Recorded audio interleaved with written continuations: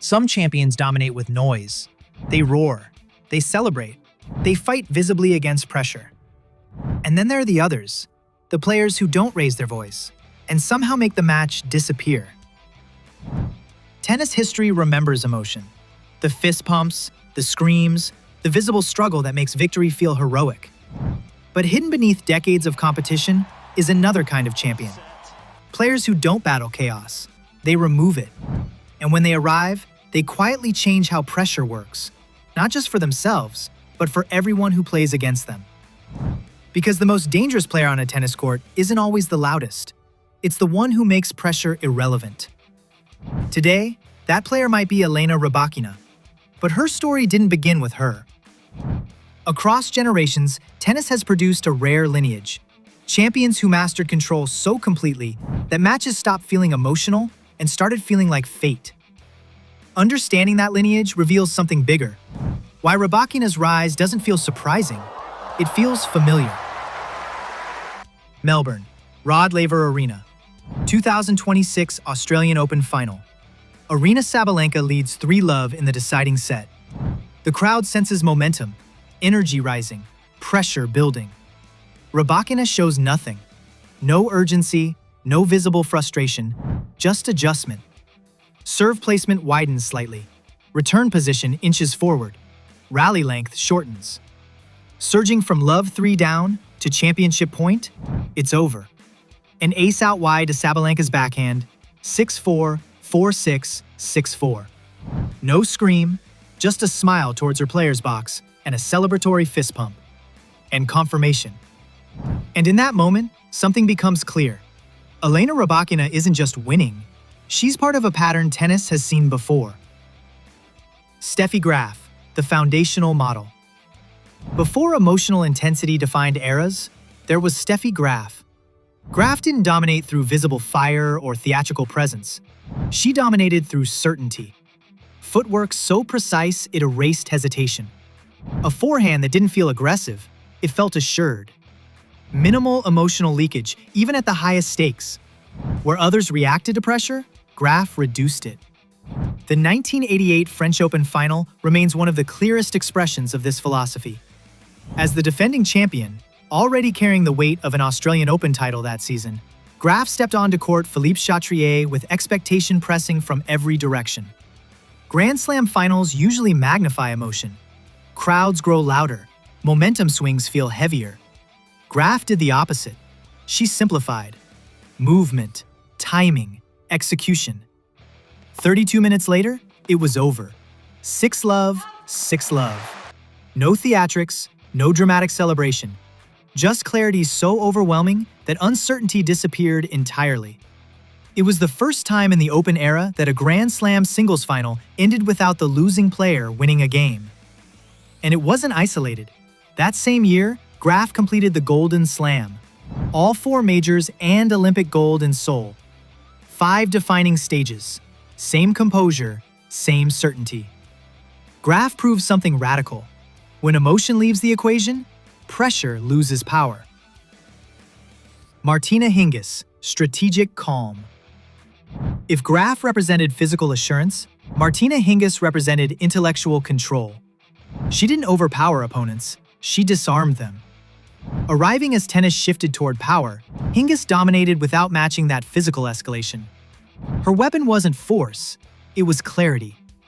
Watch the 1997 Australian Open final.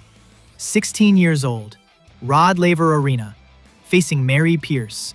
Explosive, aggressive, powerful. The expectation was simple. Power overwhelms youth. Instead, Hingis rewrote the script. She slowed tempo without retreating, redirected pace instead of generating it, changed angles so subtly that rallies never followed predictable patterns. Pierce swung harder. Hingis stayed quieter. 6-2, 6-2. But the real story wasn't the score. Hingis removed uncertainty from the match. Every rally felt pre-solved. Opponents searched for emotional signals, signs pressure was working.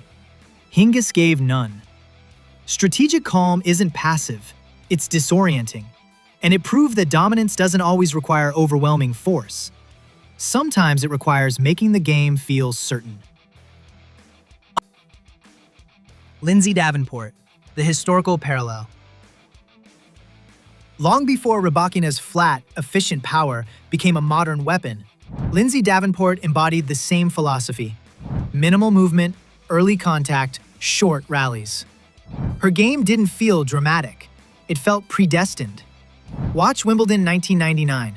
Davenport faces Steffi Graf in the final, the very architect of quiet dominance. 6-4, 7-5. Points ended quickly, not through emotional bursts, but through clarity of execution. Every shot had purpose. Every rally felt shortened before tension could build. Davenport didn't chase highlights. She controlled outcomes. And stylistically, she may be the closest historical parallel to Rybakina. Flat trajectories, clean timing, quiet presence masking devastating efficiency. Power without drama. Ash Barty, the modern bridge. Then came Ash Barty, a reminder that calm could still dominate in an era obsessed with intensity. 2022 Australian Open Final. Danielle Collins surges ahead 5-1 in the second set. Crowd tension rising, momentum shifting. Many champions escalate emotionally. Barty slows down. Slice backhands disrupt rhythm. Serve placement becomes surgical. Tempo changes without visible urgency. Game by game, the match reshapes. 7 consecutive games later, title secured. Not through emotional comeback, through strategic stillness. Barty proved that calm wasn't outdated. It was evolving. And in doing so, she built the bridge between past and present, setting the stage for players like Elena Rybakina to carry quiet dominance into the modern era. Elena Rybakina, the modern evolution. Rybakina takes that lineage and modernizes it. Graf's inevitability, Hingis's clarity, Davenport's efficiency, Barty's rhythm control, combined with modern power. Her serve looks effortless, but it dictates the entire point. Her ground strokes are flat not for style, but for speed.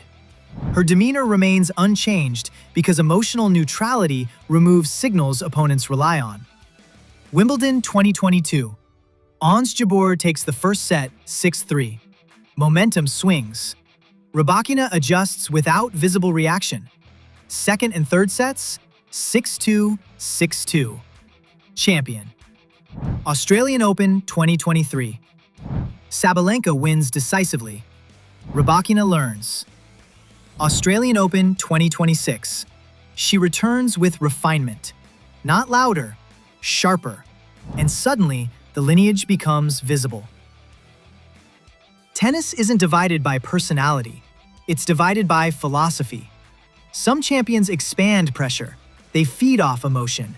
They ride momentum. They turn matches into visible battles. And when it works, it feels explosive.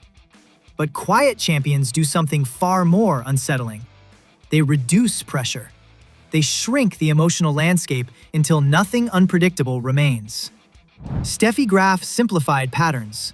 Martina Hingis simplified decisions. Lindsay Davenport simplified execution. Ash Barty simplified rhythm.